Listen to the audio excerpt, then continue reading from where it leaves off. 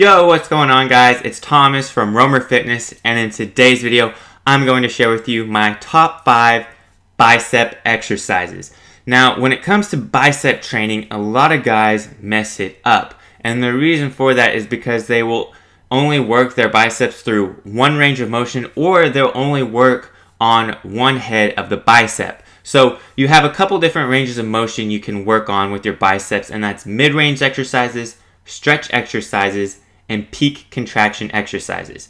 And your biceps also have two heads. The long head, which is on the outside part of the bicep, and the short head, which is on the inside part. So if you're just doing typical barbell curls or standing dumbbell curls, for example, you are only working on your short head and you are primarily doing mid-range exercises. So with these 5 exercises that I'm about to share with you here, we are going to take the bicep through every range of motion, so you'll get a complete full range of motion through your biceps training, hit it at every different angle, and we will also make sure that we hit both the long head and the short head. So let's go ahead and jump right in with the first exercise, which is going to be standing dumbbell curls. Now, you can also do barbell curls here just as another little side option, but I like to do my standing curls with dumbbells for a couple of different reasons. The first one is that it's a little bit easier on the wrist. So with a barbell curl, your wrists are locked into place, and over time that can kind of create a little bit more wear and tear as opposed to doing them with dumbbells, because you'll have more flexibility with your wrist. Secondly, it will also ensure that you're working on each bicep equally. With a barbell curl, if you have one bicep that's stronger than the other, it might tend to overtake the other bicep a little bit and do more of the workload. So by doing it with dumbbells, you'll ensure that both biceps are working equally hard, which is good if you have one bicep that's sort of lagging behind the other like I do. Now, of course, one benefit to doing barbell curls is that you can load up with some pretty heavy weight and get really strong with that exercise. It's easier to load on more weight with a barbell curl than it is with dumbbells, but personally, I prefer doing the dumbbell variation. So my second exercise on the list here is the incline dumbbell curl. Now this is going to be a stretch exercise for the biceps, meaning that most of the tension is going to occur at the bottom of the movement. It's going to be hardest to start this movement, but as you start to curl the weight up, it will get easier and easier. And this is a really good exercise, again, to feel just the stretch at the bottom of the biceps, and you can work up to some pretty heavy weights here, but it's just a different variation of a curl to give you, a different stretch on your biceps. Now, the third exercise on the list is going to be spider curls. The cool thing about the spider curl is that it is a peak contraction exercise, meaning that most of the tension will be occurring at the top of the movement.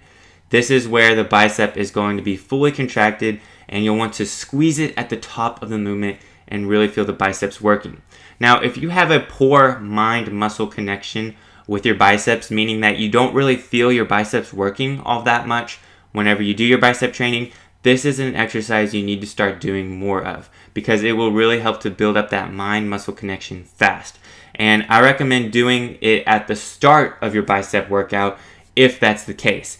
It will really warm up the biceps and activate them, and it will allow you to feel them better for your later exercises.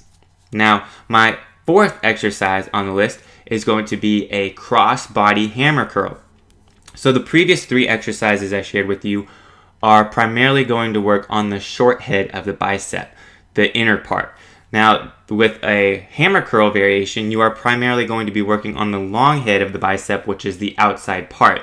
Now, you can do a typical hammer curl variation here, but I like to do the variation where I go across my body. And the reason for that is just simply because I feel it activate the biceps a little bit better, and I feel them work a little bit harder. So give that a try, and the cool thing is you can do a hammer curl variation with any of the previous exercises I showed you. So you can do it with a hammer curl, spider curl variation. You can do an incline dumbbell curl with the hammer curl variation. Whatever the case may be, you can combine those so that way you can get a stretch exercise that works the long head, and you can get a peak contraction exercise that works the long head as well.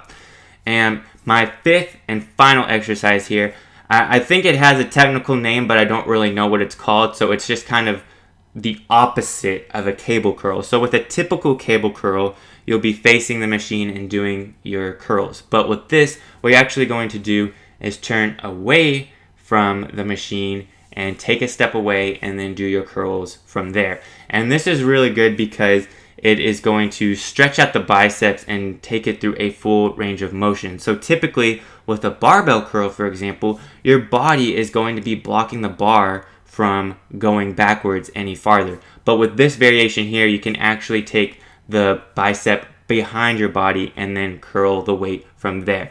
And I'll actually put a link up here and in the description box down below to a video I showed you, to a video that will show you how to do this exercise. So that is going to be it for today's video. Be sure to give those exercises a try in your next bicep workout. And if you like the video, be sure to give it a thumbs up. And also, while you're at it, go ahead and hit that subscribe button so that way you can stay up to date with my latest tips and videos. And other than that, I will be talking to you next time. Peace.